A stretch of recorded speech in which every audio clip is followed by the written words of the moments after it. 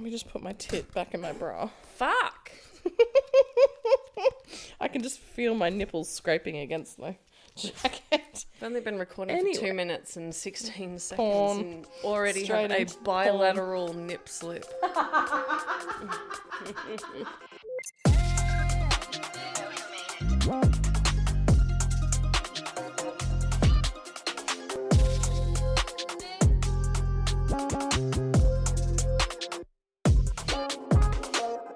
Bilateral. So good. Oh, what have you been doing? What's the updates? Before we get into the carnage of this fucking working on jewellery stuff. Yes. Trying to think what other career or path I'd like to go down potentially in the future. Apart from jewellery? Yeah. Okay. Yeah. Like something sciencey, health-based. I don't know yet. Okay, so we're pivoting from the jewellery business? No. I'm going to keep doing Keep that. the jewellery business. Of course. Okay. This is just another thing to do. Oh, fair enough. You know, I've already got a nursing degree. I might as well utilise it and try other things out sometimes, you know. Okay, so what are we thinking? Do we have any ideas? Well, I don't know. I wanted to do paramedicine a while ago, as you know. Yeah. But We should try it out. not so keen on that anymore. Fair enough. Because the idea of working 60-hour weeks is not my thing anymore. Oh my God, As same. we know. They do a lot of forced overtime, poor people. They It's do. just not my vibe anymore. And they put you where they need you, not necessarily where you're living. Yeah, exactly. You get I've noticed stationed when I was doing it. far away potentially. Yeah. And have to move. And also, no thank you. It'd be a fun job, but yeah, lifestyle-wise, it's not great. And the pay's not great either. They're still protesting for that. Really? Yeah, I think so. I thought they're getting paid over like $100,000 a year base salary starting. Are they? Yeah. Well, they were protesting a while ago. Oh, yeah, but Everyone deserves to be paid more in the healthcare system. So, Period, point blank. You know, we could always protest more to get paid more, right? We could. It will never stop. Yeah. Oh, my God. Look at that. Sit. Oh, I knew it. Something Sit. was going to happen there. Good girl. On your bed. That's it. Look at Maud. I know. She looks like a boxer. I know. Yeah, like that. Yeah. The chops out the side. And short snout. So cute. The kittens In a weird have their way. eyes open. That's my news. Okay, I literally... Let's froth over them for a minute. I went to heaven earlier. I went to heaven. Oh my God, they are beautiful. We should post a video of you smell frothing. amazing. Oh, They do. newborns. And their little ears. So fresh. So Oh my triangular. God. And their little tails, like tiny little whips. I know. Very cute. They're really strong for such a tiny little thing. And they're fatties. They've got an abundance of milk because there's only 2 of them. You know what I mean? So Oh, yeah. I they're didn't not even think about fighting that. tooth and nail for a teat. Wow. So they can have as much as they want. Yeah, and they do. They're just on their nips all Hell day yeah. and night. Yeah, and Constant Pretzel's feeding. obsessed with them. And she's already relocated them once because Hunter picked them up because he just couldn't resist. He picked it up and put it on the bed, and she got up, grabbed it by the head, and fucking took it back. And then moved it to where they are now, which is the other side of the cupboard. They started on the far side. The other side. That's what I expected you to open when I went into your bedroom. Yeah, no, no. she relocated them, and The other side. I had to pull the suitcase out of there because she was behind a big fucking suitcase. Everything. Yep. So the names have changed because Ruby insisted. She wanted one to be named Croissant, so we've taken out Baguette. It's now Bagel and Croissant. Okay. That's fine. Yeah, it works still. Yeah. They're still breads. Very cute. You know, it is cute. Aw, and they have little folded ears like a pastry, don't they? What else? What's been happening in the world? Not much, but too much as well. Oh, yes. I'm fucking quite protest convinced. yesterday. Oh, what was that about? The freedom protests clashing with Antifa, as usual. Freedom. Not heard of it. So freedom protests are the white Aussies wanting the immigration to stop. Yeah. And Antifa are the pro-Palestinian movement, the anti-fascists. Yeah. So, yeah, apparently they were throwing rocks at police. Throwing what? Rocks. It's boring. They could have done better than that. Rocks? There's TikToks floating around. Is that all they could come up with? Of a police... Well, they were massive. They were like this. Like boulders. No, they were like that. Big, heavy rocks. Okay. Don't throw rocks. You'll kill someone. Big pebbles. They were like this. Yeah. That's not a pebble. That's a rock. Okay. No, fair enough. It's all right. There was a press conference and he came out with a big box of them, the cop, and he like poured them on the ground and he was like, this is what was thrown at us today by the left, anti-fascists. The right were very well behaved. Oh my God. Can you send me like a video of this? Yeah, I'll or send it something to later? you. Okay, I'd I'll love send to it see to it. This is what was thrown at police today, and I think Melbourne has had a gutful. I look on the social media streaming platforms Yeah, can of some you of these send that to me, issue-motivated please? groups that are saying police used excessive force. The fact was, Well, you these do were being quite thrown often, at police. Bottles filled with shards of glass were being thrown at the police. Rotten Yeah, fruit that's was not being thrown okay. at police. Bins were put on Rotten fire. fruit. Okay, Flags were on cry fire. about it. Seriously. And I think, really enough's enough. People came to pick a fight with the police. The people that came to pick the fight with police were the issue-motivated groups on the left. I can tell you that the March for Australia group, they were peaceful, they were engaging, they listened to our instructions, they did what they were told, and they protested by example. He just sounds like someone who's sounds like he's got a emotionally wound up about it. Well, yeah, you would be if you had a rock thrown at your head. Yeah. The fact was, these were being thrown at police. Looks like a vertebrae. Rotten fruit was being thrown at police. Rotten fruit. Okay, that's not that bad. Yeah, but it's Come yucky. It's not called for. Why were they getting No. anything thrown at them? I don't know. Were they trying to stop the protest? Were they like getting in people's faces? Because I know that they do that. Yeah, it's hard to say what They was try happening. and, It's hard rile to up say. protesters to get them to But lash out also, at the these- cops as well. These protests are full of fucking hotheads and fucking Yeah, well, that too, of course. idiots, man. Like they chose As rocks. well as intelligent people who want They to chose speak rocks. at the the presentations and that at the rallies. But there's also troublemakers that want to just cause chaos. Yeah, of course. And it just ruins it for everyone on either side. Like, Yeah. No I one wouldn't said want to there go to a protest that ends up that way, that's for sure. I would want it to I don't be go to protests peaceful at all all the way. for that no, reason. neither do I. I But if don't I want to get did- caught up in all of that bullshit. No, neither do I. I feel like water balloons would have been a better choice. What a good choice. Do you know what I mean? That would have been fucking so good. Fuck yeah. Like, it kind of hurts, but it's Water also balloons. completely It's not harmless. gonna It's not a hurt you. fucking It's just massive, water. heavy-ass rock. It's definitely not pepper spray. No, it's just a water balloon. That would have been fucking fun. Yeah, I would have been there for that. That's for sure. Water balloon fight. Water balloons. Yeah. The reason it's the left is because they have issues with the police. They have issues with structures of white supremacy and patriarchy and racism, and the police have been known to be corrupt in the past, racist in the past, sexist, aggressive, corrupt. There's this comment here, but yet during the pandemic, it was okay for the Victoria Police to fire rubber bullets at completely unarmed civilians at the Shrine of Remembrance. Do you remember Yeah, that I did see happened? that comment, yeah. Well, yeah, they've It's got that history. multi-layered, isn't it? They've got that All of it. history. And All police forces, all governments, there's not always just ours, of course. there's always a capitalistic kind of motivation there that's going to drive how they do things, Yep. their rules, their regulations, all of that shit. Yep. And these anti-fascist protesters are here to bring down those structures a little bit or change them. But that's, again, there's no excuse for violence. I said No. it about Charlie Kirk. I say it now. You don't need to throw a fucking rock. No. You just That's throw not- a water balloon. Just Come on, like if you got to throw something, just... you don't even need to Don't burn the hurt flag. someone like I don't agree with burning the flag. Which That might flag be were they burning? Was the it the Australian Australian flag? Yeah, Okay. that might be a controversial take now this day and age. But how many people burnt but- the American flag over in America during those protests? Oh, Tons. I don't know. Yeah, heaps. It's just making a That's statement. what lefties do. They burn shit. They burn It's the just flag. making a statement, though, isn't it? It is. It is. But I think, Drawing attention to them. Oh, I'm so, look at what I have to say. yeah. But the thing is, they're protesting something that is happening in an entirely different country. Pro-Palestinian movement. That's what they're there for. They want us to stop supplying parts to Israel that contributes to the war. Like, we have a part in it, get that. and that's what they're protesting. And a lot of people don't get that. They don't understand why Australians are protesting for Palestine.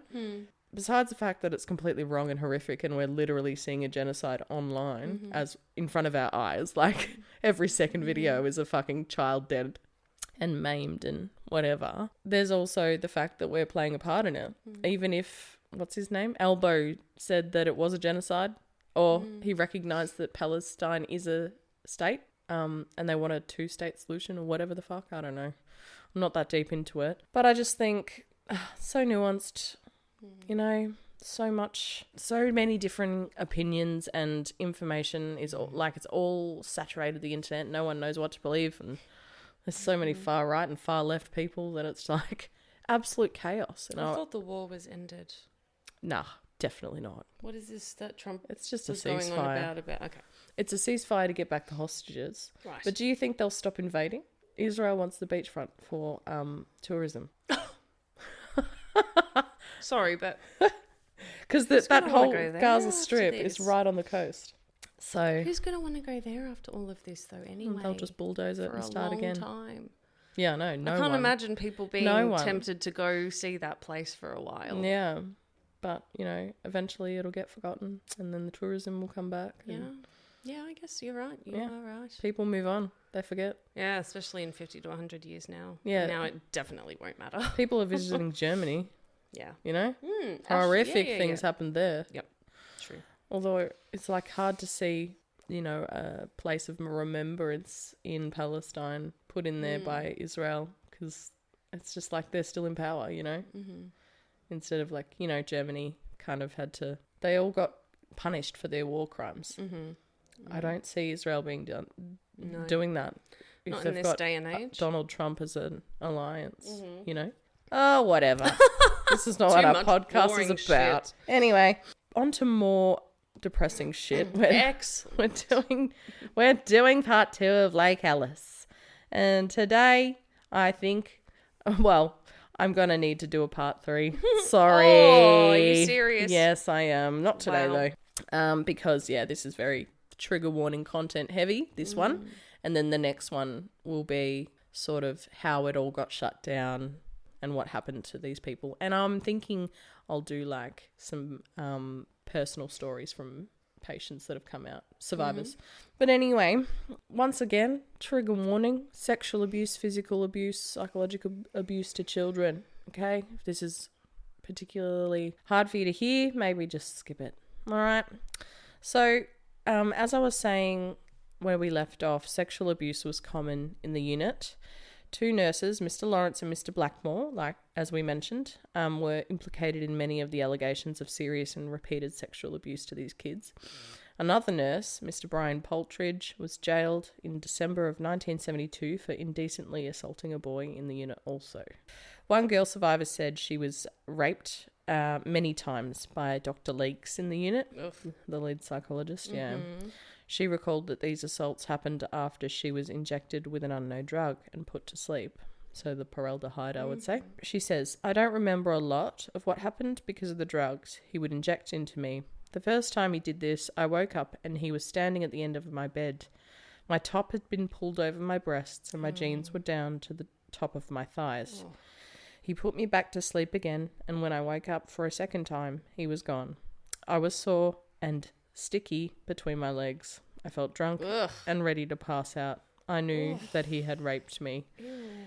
How horrendous for a little girl to Disgusting. know all those things. Yeah. So foul, so horrible. How old again? 14, you said? Didn't say. Oh, I don't want to know, to be honest. This girl complained. not an adult.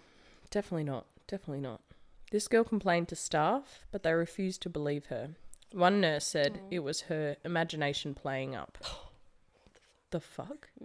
She said she soon gave up telling any staff about what Dr. Leakes did to her. Survivors described being targeted in their beds at night by staff, both in the unit and in the adult villas. One survivor remembered hearing other boys screaming in pain while being raped at night. So this is someone speaking. Sometimes the nurses would get to me and rape me also. I was so ashamed and embarrassed about what was happening to me sexually, and this embarrassment and shame has stayed with me my whole life. These are horrific memories to live with. Fucking oath. How anyone comes out of that okay, I don't know. Several survivors suspect that they were raped while heavily sedated or unconscious after ECT. He said, I came to back in the cell with a sore, sticky rectum. Oh. And he believed he had been raped.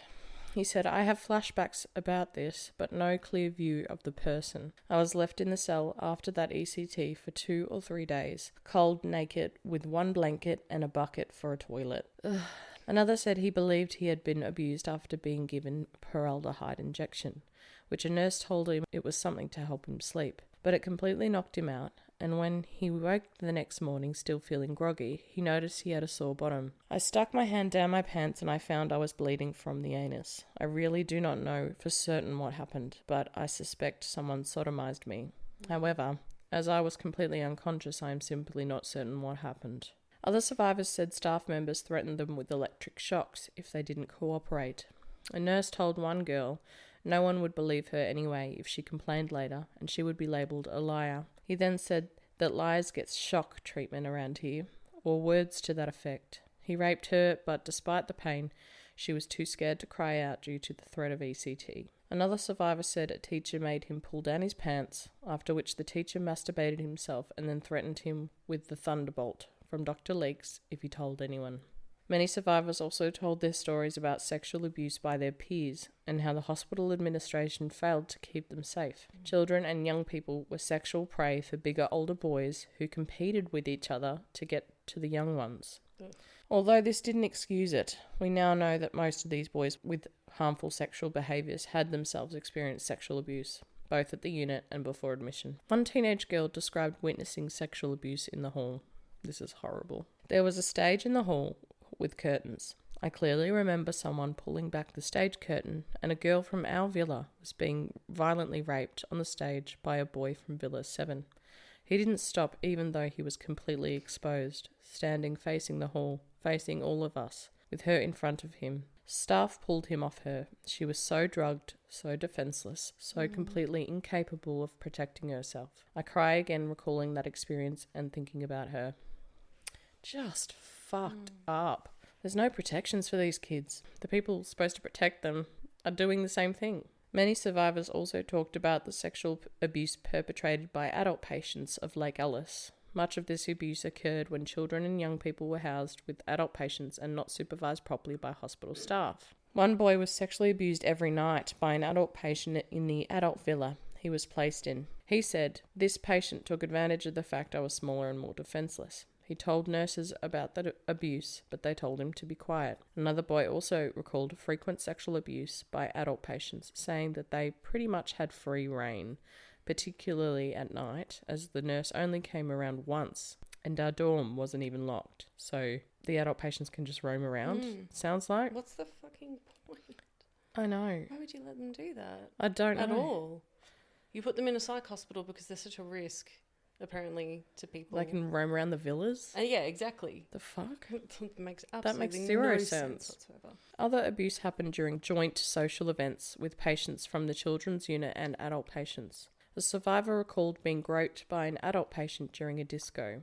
One of the adults in the ward grabbed me out from the dance floor, took me into a corner and started feeling me up all over. I could see that there was a couple of staff members watching him do it to me and doing nothing. What the It's like, he's not actively violently raping her, so we don't need to pull him off her just yet.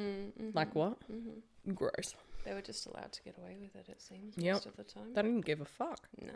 Another survivor with a learning disability said she was admitted to Lake Alice in 1971 when she was 12. As soon as I arrived, I was taken to a room and given an injection to prevent pregnancy. Oh. She went on to say that she was given ECT many times on each of her 3 stays at Lake Alice. She said the doctors who administered the ECT were all male, and I remember many times when I woke up sore down below. I realised that I'd been raped. I specifically remember the tattoo on the wrist of the man who did it to me. I remember telling my mum about it when she visited me, but she said it was just growing pains and ignored me. Don't do that, parents. I have no doubt at all that I was raped on most of the occasions when ECT was administered. The hospital administration seems to have been aware that patients in the unit were involved in sexual activity or abuse. The staff maintained that they attempted to use what limited tools they had to prevent sexual abuse. No, you didn't. But in practical terms, its response mainly consisted of routinely prescribing contraceptives to young women in the unit. They knew what they were doing. Yeah. They're hiding the evidence. Yep. Plain as day. Young women in the unit were routinely prescribed contraceptives such as Depo-Provera, an injectable progesterone-based contraceptive effective for about 3 months. Mm-hmm. Many survivors said they were prescribed contraceptives in the unit without their consent. One survivor said she was given the contraceptive pill every morning as part of her medical treatment. We were forced to have it, and the nurses would check that we swallowed it. I was not, by consent, sexually active. That would just be alarming in itself, you know? Prescribing contraceptives was often justified in patients' files on the basis of their perceived promiscuity. Oh, so rude. So fucked up. I hope none of these people are still alive. As in the staff members who did all this shit. Burn. Anyway, physical abuse. We're moving on from sexual abuse now, so take a deep breath, everyone. Most survivors said adults in the unit often treated them with indifference, neglect, and callousness. They described physical abuse and violence at the hands of staff, adult patients, and their peers. Many survivors said they were physically abused in the unit by nurses. Quote, sometimes the staff would throw us around. They would say, well, that's what you deserve, and take that. Who says take that? Take that! Like a fucking cartoon. An old woman, yeah. One place where regular physical violence occurred was the boot room. The boot room in Villa 8 was where the work boots were kept. Staff would take patients to this room and punch and kick them. Quote, I was punched in the back of the neck and kicked by 2 staff. Other patients were roughly treated in there. It was quite obvious as the staff would start on them in the day room and from there taken to the boot room. It would be heard and talked about. ECT. Dr. Leakes regularly prescribed and administered ECT at the unit. Prescribed? Yeah, I what? love that. He stated it was always given therapeutically and was not a punishment.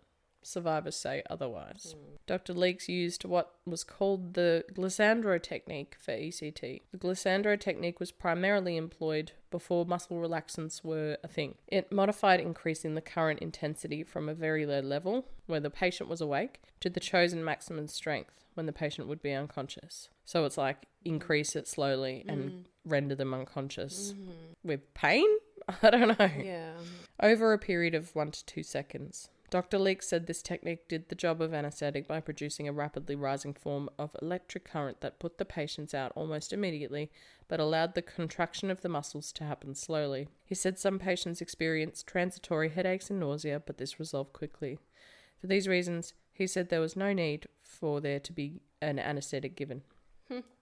Okay, sir. Whatever. Dr. Leakes said he introduced an aversion therapy regime towards the end of 1972 in response to violent and sexual misbehaviour, or them being raped. He said his preference was to use therapy, medication, and ECT as treatment, but for patients needing greater control, he decided to try aversion therapy, along with a reward system. God, like they're fucking dogs, mate. The reward is not being raped for the day. The use of the technique increased in 1973 following violent incidences, including an attack on a staff member with an iron bar. I'd fucking go at him with an iron bar too, cunt. Minimum. Shove that fucking iron bar up their anuses. Yeah. He said it was also used in an attempt to extinguish homosexual and physically violent behaviours. At Lake Ellis, Dr. Leakes primarily used electric shocks as negative stimuli to discourage unwanted behaviour. He maintained patients experienced these shocks only as discomfort, and they were below the pain threshold. Oh, you've experienced yourself, have Yeah. you, mate? He said this form of therapy was intended to make patients think twice about repeating the undesirable behaviour. Why would they do that if it wasn't painful? The fuck? Also, he said it wasn't meant to be intended as punishment. Exactly. So that just totally contradicts what he is contradicting himself. He's not that smart. Nah. He's just trying to cover his tracks and not doing it very well. Yeah, he sucks at it, actually. Yeah. He said it was devised by psychologists and used a great deal internationally for sexual disorders or perversions, alcoholism, compulsive gambling, and any behaviours really. In some cases, he said, it needed to be done daily, either at fixed times or after a particular behaviour had been carried out. Pavlov's dog, eh? Pavlov's, not Pavlov. Pavlova. I was going to say, very close. Very close. He said the patients all knew that if they carried out a particular unwanted behaviour, staff would immediately take them and give them the treatment. So that's punishment. Yes! What the fuck is I this? know. Oh, it's aversion therapy. Okay, cunt. That's the nice way of saying punishment. Exactly. He claimed it would be done by virtually anyone, including psychologists or even family members. Bullshit. What the fuck? Bullshit. What the That never happened. 1 or 2 sessions were usually enough. No. Dr. Leeks said 1 or 2 sessions were usually enough. Wait. Really? Just wait. Dr. Leeks said although one boy needed about 10 sessions because of his violently assaultive behaviour. Was it self-defense, maybe? Yeah. Right. Ugh. Dr. Leeks did not disagree when NZ police later said aversion therapy could be described as penalising patients for misbehaviour. Like, hello? Yes. Dr. Leeks then claimed to New Zealand police he felt uncomfortable with aversion therapy and discontinued it after about a year. So, he also wrote in the late 1970s that he had some doubt about the ethics and long-term results of the aversion therapy regime. It sounds like he's covering his ass. Yeah. Dr. Leeks used an older Ectonus electric shock machine for aversion therapy, using a different setting from that used in therapeutic ECT. The model used had a variable current dial that could be used for the glissando technique or misused to deliver longer and painful shocks. Mm-hmm. It was not always clear between Dr. Leeks and the nursing staff which treatment they were using on patients with the ECT machine. Dr. Leeks occasionally recorded a patient as having received ECT when a nurse described it as aversion therapy. Regardless of the label used, survivors described electric shocks as causing similar levels of severe pain. Properly administered, neither therapy would cause pain of the type consistently described by these survivors. So, let's get into the survivor experience. In contrast to Dr. Leeks' descriptions of ECT, the survivors overwhelmingly described their experience of Lake Alice as one of violence and terror. Aside for all of the horrors already described, a key component of that experience was the use of electric shocks to punish or deter behaviour. All of the survivors who spoke about the electric shocks being administered at the unit said that they were used for punishment, definitely. Most survivors said threats of receiving shocks were a part of their daily life in the unit. Survivors described Dr. Leeks as the main instigator of the delivery of electric shocks. Other staff would go through the motions, doing what they were told to do by Leeks. Sounds like he enjoyed this, Yes. doesn't it? This is consistent with Dr. Leeks' account. He told New Zealand police staff were reluctant to get involved in aversion therapy, so he expected to have to do it all himself. Survivors felt staff influenced Dr. Leeks' decisions about who got electric shocks by reporting to him who had been naughty that week. Anything anyone did that was unacceptable to the staff was put in the day book and brought up weekly when the weekly ECT happened. Some survivors described the sessions of shock treatment being worse if they had upset staff members. One survivor said, "I think the doctors and nurses got a kick out of giving it to us. It was like they wanted to really, really hurt us. One day there was an incident between me and a nurse. I broke a pot accidentally. He threw a hammer at my head. After that, he gave me ECT. I got it 12 times in that same day. I was in so much pain after. 12 individual shocks? Is that what that means? Or 12 sessions? 12 sessions, I think. Or maybe it is individual shocks. It's hard to say, but I'm surprised she's not dead. Yeah. Induced cardiac arrest or Yeah, something? Or a yes, seizure? that happens. Some survivors felt Dr. Leeks got enjoyment from delivering shocks. One survivor said, "I remember Leeks' face when he would turn the knob. He smiled every time. God. And his smile would get broader and broader the more pain he caused. To me, it was clear the staff enjoyed giving it to us. When I would beg or cry for them to stop, they would just laugh." Isn't that horrible? Is this a child? Torture. Yes. Yeah. Some survivors also remembered Fridays as Black Friday because Dr. Leeks typically gave electric shocks on that day. Survivors vividly described the anxiety of waiting for Dr. Leeks to arrive. Imagine every Friday waking up in the morning. Yeah, just wanting to that's die. Coming Yeah. for you. I think I'd rather kill myself. Yeah, I know. And people did. Fair enough. Yeah, people did. I mean, that's escaping pure torture. I mean, Children and young people who were to receive shocks would be locked in the day room so they couldn't escape while they waited for their name to be called. Oh my God. Another survivor said, "I would wet my bed with fear on Thursday nights because I was so petrified of ECT." He went on to say, "The whole room, even the big tough boys, were in terror and many would be crying in fear. Sometimes Dr. Leeks would come into the day room himself and say, "Who's for the zap?" Or "Who's for the ride on the Thunderbolt?" Or "Who's for National Grid?" I don't know that last one. That's weird. Like an electric grid. Like the electrical grid of a country. Oh, jeez. Okay. Just taunting them, smiling as they get shocks. Sadistic.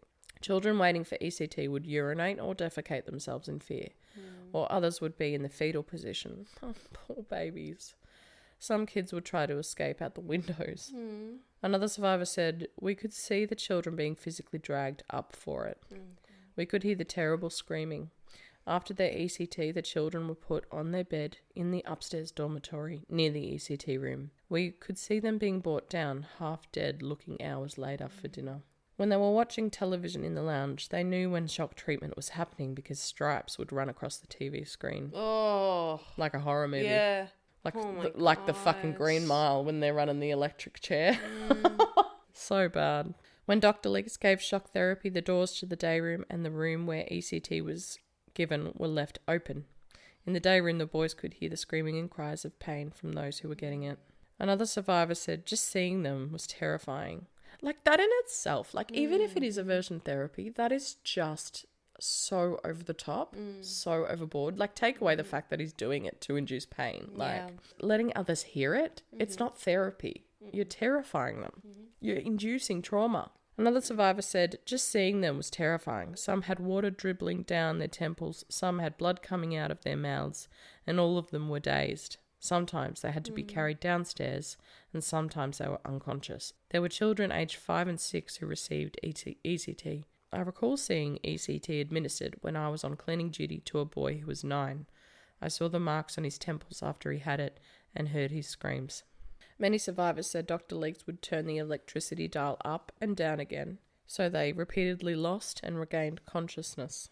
One survivor said Dr. Leeks would start the machine on a low level, then turn it up and down again several times.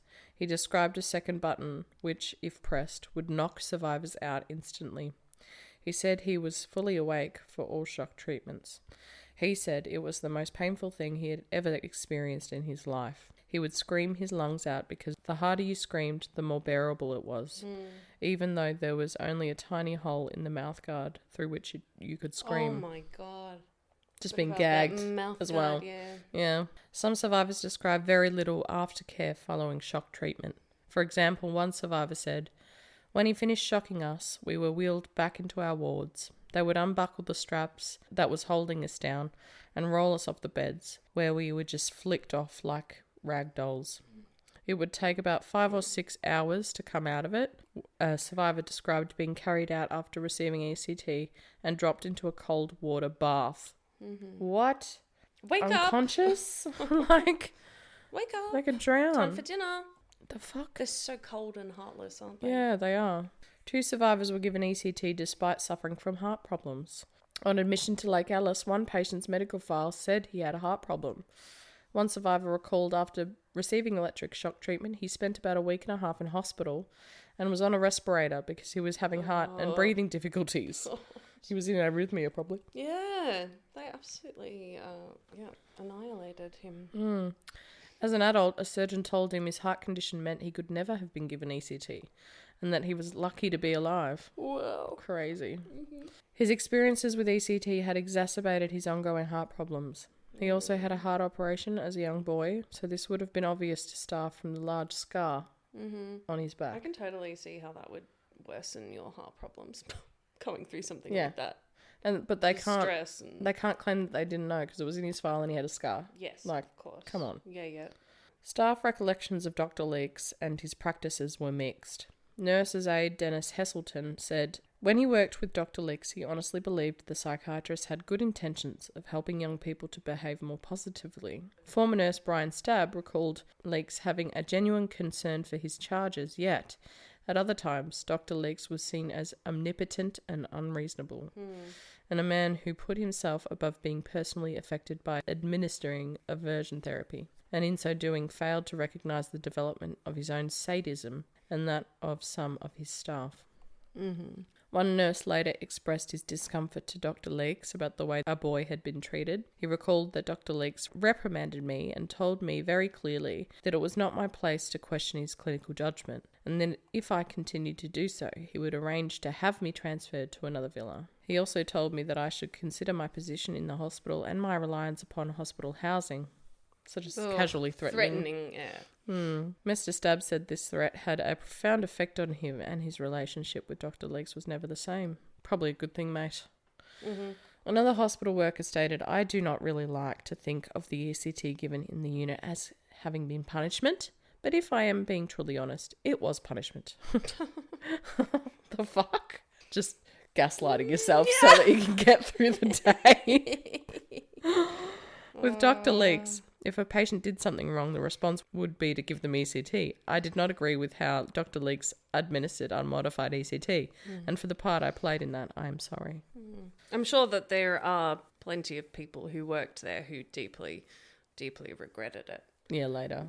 Yeah, well, look, maybe some of these people were drawn in and they didn't understand the full extent maybe of what they'd be doing, what went on here, and then they have a job. And what affects a child, you know. And then they get the job and then they start and then they're in it and you're in the shit now. And then they may discover what really goes on. Yeah. I'm sure that there are... I'm sure a lot of people left. Oh, well, it sounds like a lot of them enjoyed it. I'm sure that there the were ones that were left were the sadistic ones, plenty of nurses that couldn't take it or didn't agree with it, I'm sure. No, there would have had to be, right? Yeah. And there's also the element of, you know, in Nazi Germany when some soldiers had regrets after and they were like, I just was so brainwashed into thinking that it was the right thing to do. But some of them also did it for survival purposes as well. Correct, yeah. But this is not that. Which is terrible. This is not that. No, they could leave and get another job. Of course, yes.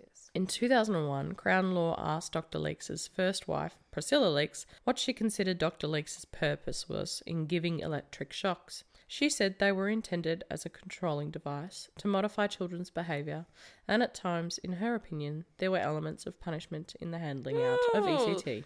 This punishment word keeps coming up a lot, doesn't it? Everyone... The word punishment, yes. Knew that this aversion therapy... was aversion Band-Aid therapy. is bullshit. Yes. Dr. Leakes applied electric shocks to patients' genitals and breasts. Oh, what the fuck? Why? To stop them... Okay. Sometimes making other patients watch him do so. There is evidence that 15 individuals at the unit and at least one person in the adult wing were given electric shocks to the genitals, groin or breasts. I bet you he'd go back to his fucking room and jack off before he went to bed every day thinking about all this shit that he fucking did. I wouldn't be surprised. I wouldn't be surprised. He sounds like a sadistic... Sexual sadist. Psycho, psychopathic. He raped them, so... Yeah. Of course, but there seems like to be something even deeper than just... He would rape them after ECT, so it sounds them. like he was getting off on the genital and all, zapping. Yes, exactly. That's what I mean. This is like a thing for him. And I would not be surprised if he's getting like total pleasure. And, oh, fuck, that means he's also a pedophile. Yes, definitely. He's a pedophile. Why didn't I think about that until this second? They're all pedophiles. Wow. Shit, It's just a fucking hospital full of pedophiles. Holy fuck. They're children. Think about that. In 11 cases, Dr. Leakes was identified as responsible. Nurses were identified as responsible for the rest. Dr. Leakes denied giving shocks to people's genitals, but said he did put electrodes on boys' thighs. Survivors and former staff describe how Dr. Leakes attached the electrodes to the upper thigh before sliding them up to their groin right next to the ball and sack on their genitals. Like, come on. He's such a sneaky little prick. The upper thigh, I can put it right there and that's still my fucking upper thigh. I'm still going to feel it in my genitals. Yes. Exactly. What the fuck? Bullshit. That's horrible, isn't it? Such bullshit. Can you imagine? Oh. I can't. Survivors described the pain as excruciating. Yeah, no shit. Apparently being shocked, like so people that have a cardiac arrest and are shocked back to life, they describe it, even if they're sort of dead in that moment, they still remember it as being the most painful thing that they've ever experienced in their life. Because you feel this through every single cell in your body, don't you? Yeah, you would. Mr. Banks said it was like hot needles going into your testicles. Survivors said the pain travelled through their whole body. Mm-hmm. Like you just said. It would. It's electricity. Yeah. It's going to go everywhere in It you. is, yeah. 3 survivors said that the burn marks on their genitals remained to this day. Wow, so permanent scarring. Oh. What a nasty reminder. Horrible. Not just the fact that you have to live with it mentally, but then you also have physical scars. Fucking reminder every single time you go take a piss, shit, and want to have a sexual encounter.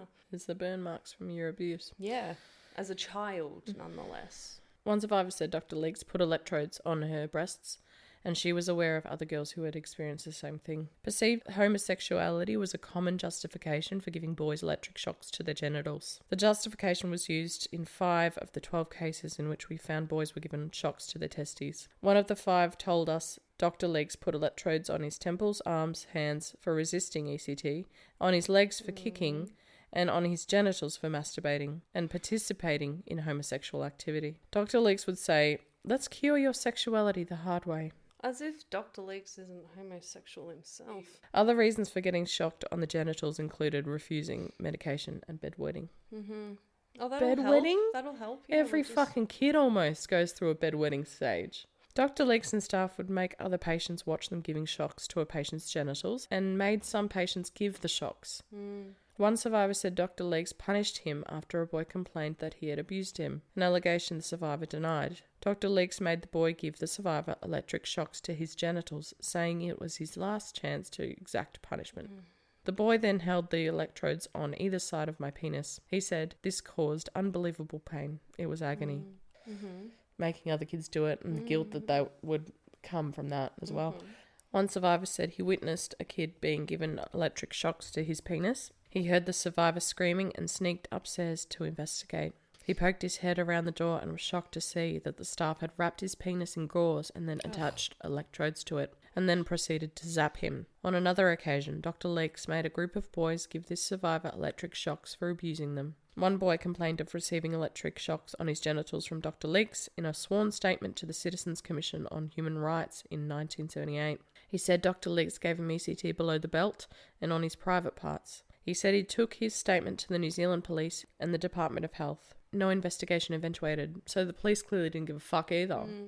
Or they just took Dr. Leaks' word for what it was, you know? Yeah. Coming out of a psych ward, you'd be like, is this kid crazy? I suppose. Although, really, you should investigate all allegations of abuse to fruition, obviously. Anyway, what do I know? I'm going to leave it here. Next week we'll talk about a few patient stories in detail, as well as what happened to Dr. Leaks, the survivor's compensation from the government, and the story of the boy who got a message out to his family about what was happening in Lake Alice, which was the beginning of the end of the hospital's gruesome practice. It's a good story, actually, that one. Yeah, horrific stuff. I mean, what else is there to say? They fucking tortured these kids. I'm glad that this... in every way that you could be tortured, apart from just cutting them up. You know what I mean? Yeah, mental, emotional, physical, sexual. Yep. All of it. All of it. It's like, why? From men and women to boys and girls. And it wasn't even that long ago. You would know how harmful this is for kids. Less than 50 years ago. Like, you got to know that this is not good. Not good at all. And that kids don't deserve to be fucked. It's weird to think that my parents would have been in their 20s while this is happening. Weird. It's just mind-blowing. So recent. It's so... My mum would have been alive too. Yeah, of course. And our grandparents, obviously. Yeah. And they would have... Crazy. Well, I wonder if they ever would have heard about these happenings. I don't know. It's in New Zealand, so maybe not. Yeah, I don't know if our news reporting what it was like back in the day. They might have. Anyway, tell us what you think in the comments. If you've got anything to add, please do so. Send us an email. Look at our Instagram, follow us, share this episode. If you can, follow our podcast. It all helps. We love you, and we'll see you in the next one. Take care. Bye. Bye.